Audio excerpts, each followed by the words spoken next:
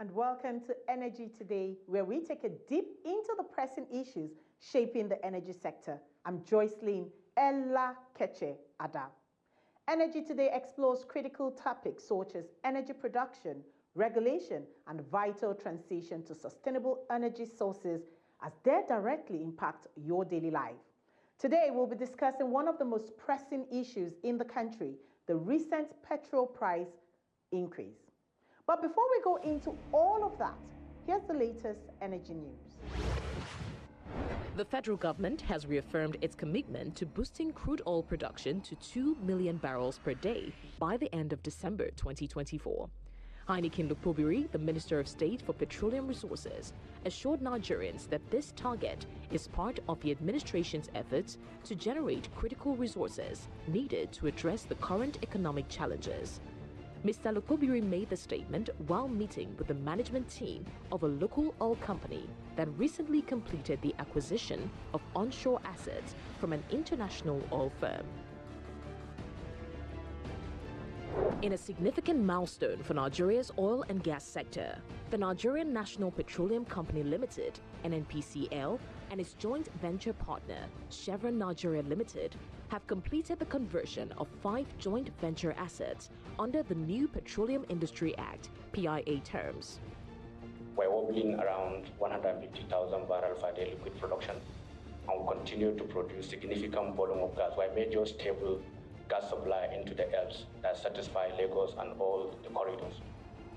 We are part of the network stability that we have across the entire domestic gas supply. And we're also facilitating the export of gas into the West African coast. That wouldn't have been possible without the very prudent operational philosophy of Chevron. At a ceremony held at NNPC Towers, both companies signed the official documents converting 5 oil mining leases into 4 petroleum prospecting licenses and 26 petroleum mining leases under the PIA terms. This transition is expected to enhance domestic gas supply while also strengthening Nigeria's presence in the global market. CNL has a desire to be a partner in these assets for the long term, and conversion of these assets under PIA was an important step for all of us. And I am looking forward to continued collaboration on these JV assets, and I'm really excited to be here today taking that first step. Group CEO of NNPC Limited, Mele Kyari, praised Chevron Nigeria as a dependable partner and commended the Nigerian Upstream Petroleum Regulatory Commission, NUPRC, for its pivotal role in making the conversion process successful. We thank our regulator for doing an excellent job of getting this conversion to closure. By the way, it is very optimum time to say that Chevron is one of the most reliable partners. I will look forward to doing many more great things with Chevron. Of course, it's one of our partners that is not contemplating leaving the shallow waters. And we're proud of this and continue to say that Chevron is our partner of choice. The Minister of State for Petroleum Resources, Lokpobiri, has urged calm amid concerns raised by members of the African Petroleum Producers Organization, APO, regarding Nigeria's ability to meet the agreed deadlines for establishing the African Energy Bank headquarters in Abuja. During a meeting with APO's Secretary General, Umar Farouk, in Abuja, the minister addressed reports that other nations, which had initially vied to host the headquarters, were pushing for the matter to be reconsidered, citing doubts about Nigeria's ability to fulfill the requirements on time. I want to appeal, Excellency, to you and to the government to do everything you can to conform with what you have promised APO, promise that informed the decision to give Nigeria the hosting right. Mr. Lokpobiri reassured Farouk that the headquarters will remain in Nigeria, emphasizing that the country is actively working to meet all conditions and deadlines for the bank's establishment in the capital. We are working day and night to ensure that we meet up the September ending deadline. We believe that we will be able to meet the deadline. Even if we do not meet the deadline, the whole of Africa will see that, look, everything is almost in place. And the bank can actually start. issues raised, which are the host country agreement, the headquarters building, and then the balance of the subscription. These three issues are issues that we are working very seriously, to fulfill, before the end of September.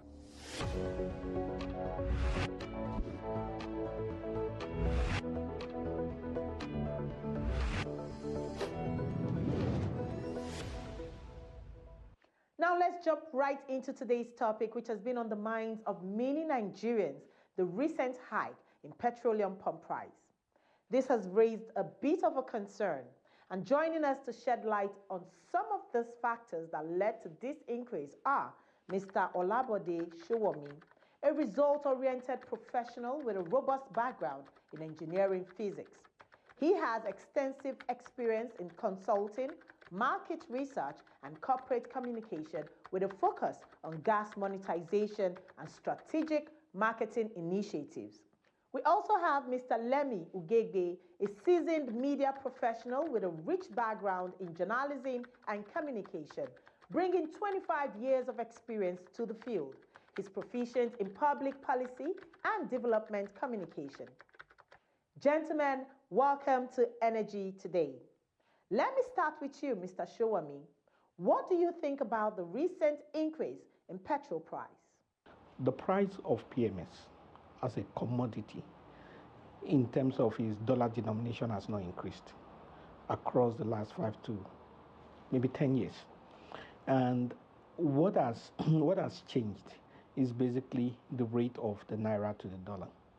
So for example, if you check the price of, for those who fly regularly, the price of economy ticket from Nigeria to Europe has been, since probably 2005, like $900 to like $1,300, depending on the time of the year and when you fly and how quickly you purchase it. That price has not changed. However, in 2005, that price was about 180,000 or 150,000 naira. Now, it's over 2 million naira. So there is a denominator that did not change, which was the dollar. The changes largely are the naira to the dollar, which is not an energy issue. This is basically an economic issue. So sometimes we mix up the issues and we expect the energy people to do what the financial and economists should do. Now, Mr. UGHEGBE, what would your response be? We have to admit, before even going into the factors, that it's going to make life increasingly difficult, at least in the short term, for Nigerians, because it has a ripple effect on cost of living. However, what could have been the result or the cause of this increase? Simply put, the pricing of petroleum products in the international market is nothing close to what we are selling at the moment, what we get it in Nigeria.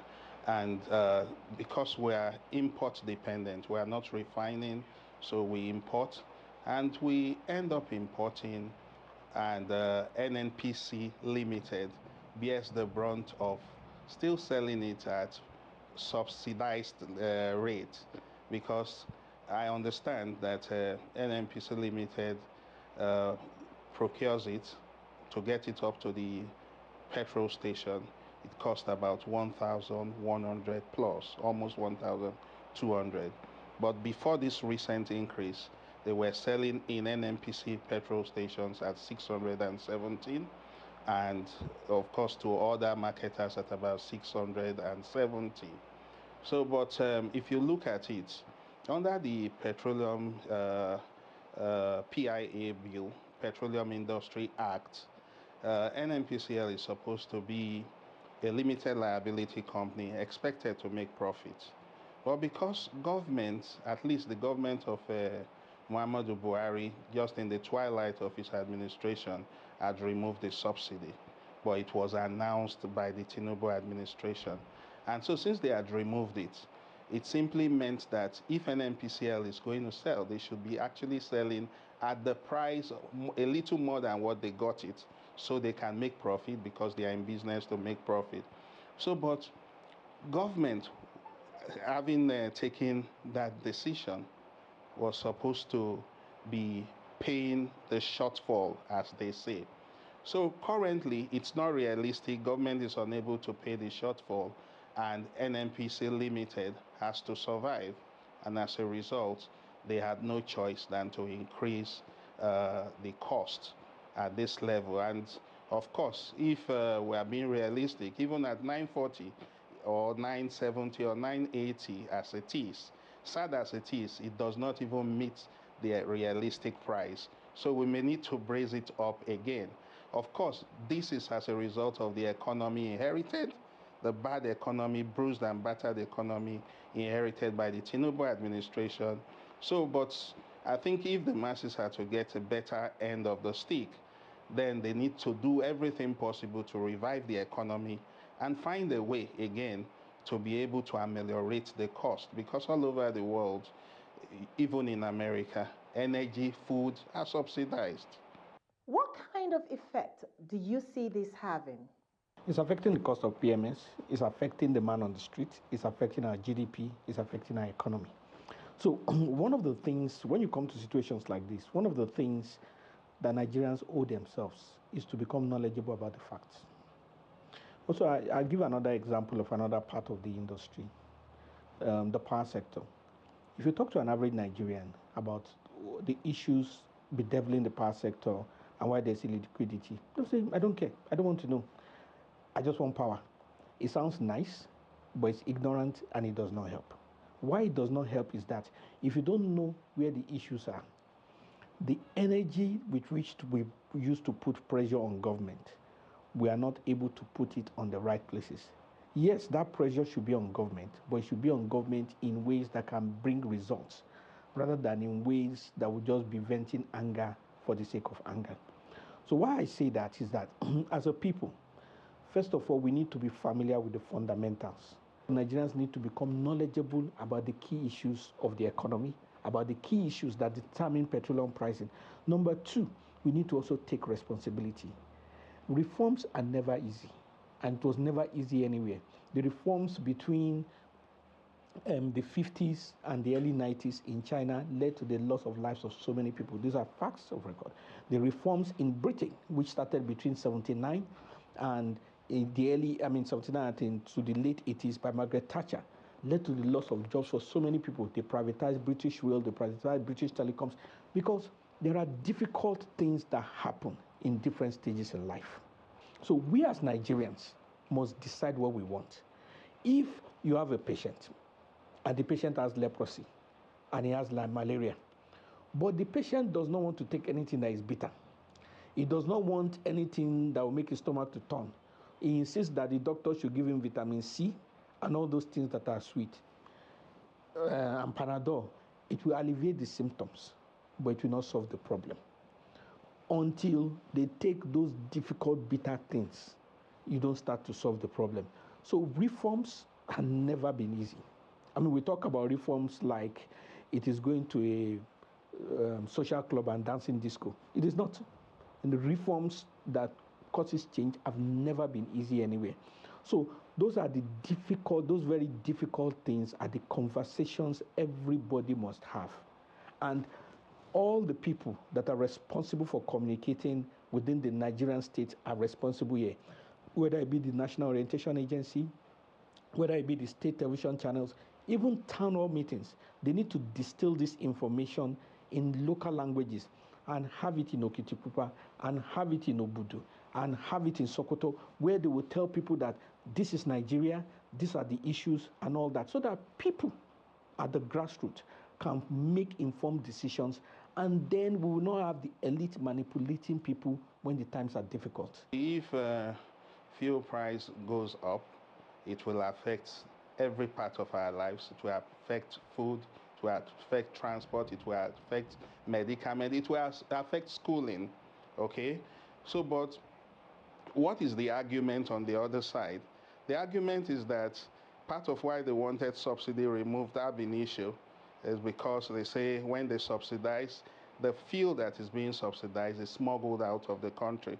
You would say, why don't you patrol the border better? Why don't you do all of this? That's the argument of progressives. Government argues that they're smuggling.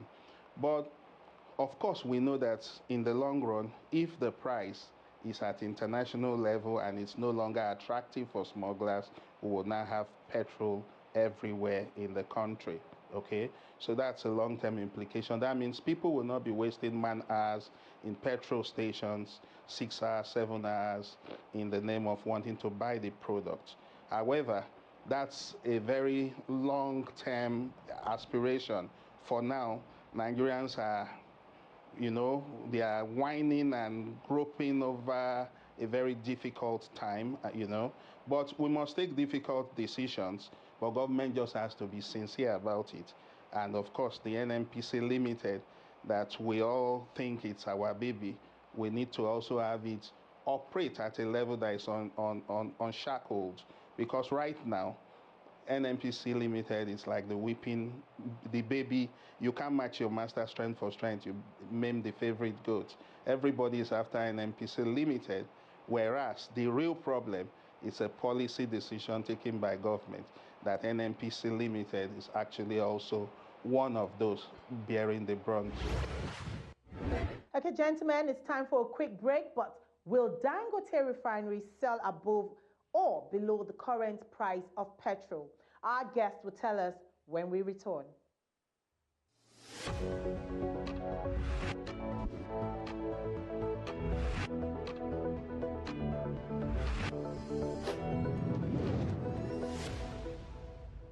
Welcome back to Energy Today. Let us know what your thoughts are.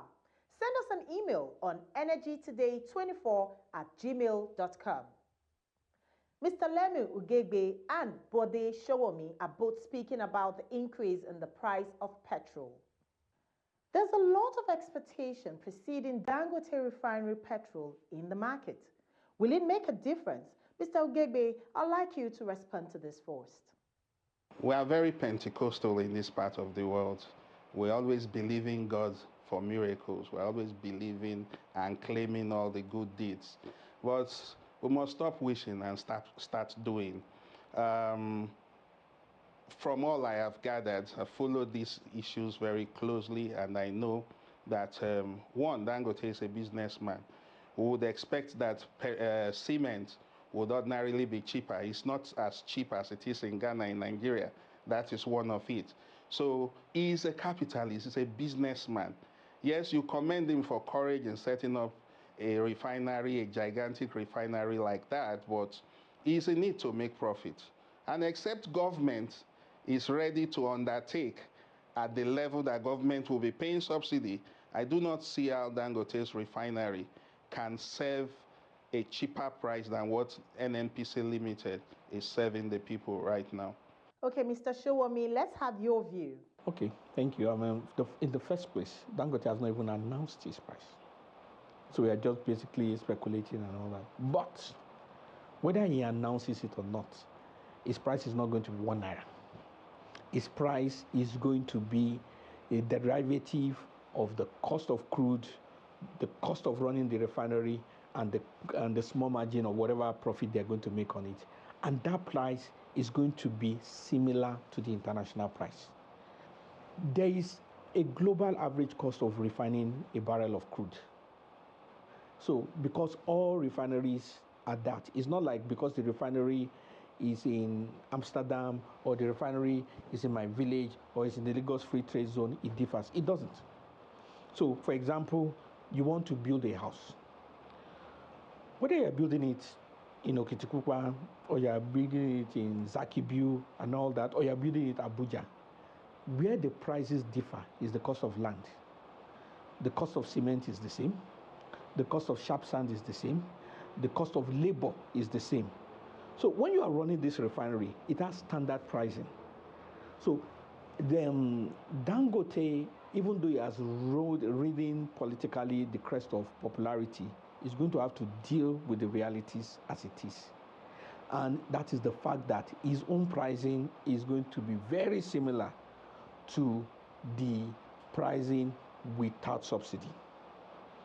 So that is one reality he has to deal with Nigerians. Not that he was unaware of it, but now that he has ridden the cream in the back of a lion. He needs to deal with the reality on ground.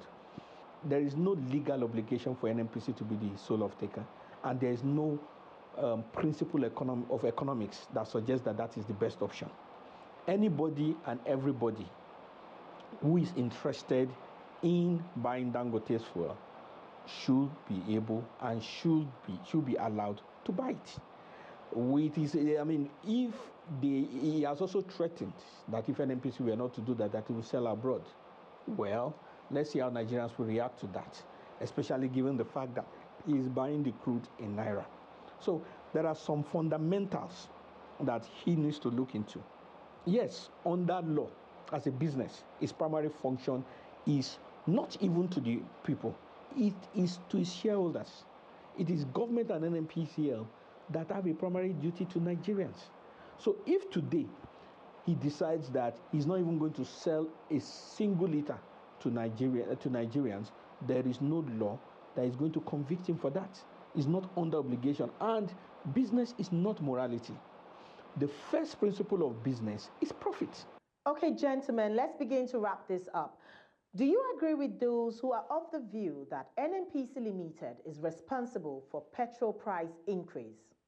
That's a misnomer. NNPC cannot possibly be the ones fixing prices. But NNPC is also a company, a limited liability company trying to make profit. And its price ordinarily, if it's unshackled, if government is not affecting it, or if government wants to subsidize, it should subsidize properly. That means if you tell NNPC, buy it at 1,002, sell to Nigerians at 800 naira, I will pay the shortfall of 400 naira. Then you do it because it's pure business.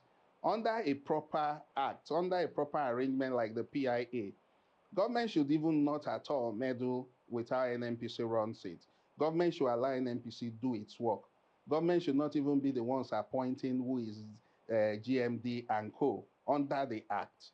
So it's important that we allow the law take its course and allow NNPC to really do its business unshackled, but while still being responsible enough to make sure that Nigerians are not priced out of existence also. The NNPCL under the PIA does not have that power. So that's why there's a regulator. So in every industry, one of the functions of a regulator is to regulate, as the name implies. They also regulate prices. And the purpose of regulation of price is so that you don't allow capitalistic greed to kill society. Because if we were left to forces of demand and supply alone, the man that is selling will just keep increasing his price up to everyone. His attitude will be, well, if you don't like my own, go and buy somebody else. But if you were to leave people to that, they will kill society. As part of balance, as what has been learnt in different cultures over the centuries, is that there should be a regulator. A regulator is like a big brother who oversees what's happening in the industry, who encourages where there's a need for encouragement and curtails or cautions or uses the stick where there's a need. Well, gentlemen, Mr. Olabode Sowunmi, Energy Policy Analyst, and Mr. Lemmy UGHEGBE, Development Communication Expert. Thank you both for being on Energy Today and sharing your thoughts on the recent petrol price increase with us. And that's a wrap on Energy Today. I'm Joycelyn Ella Keche Ada. Goodbye.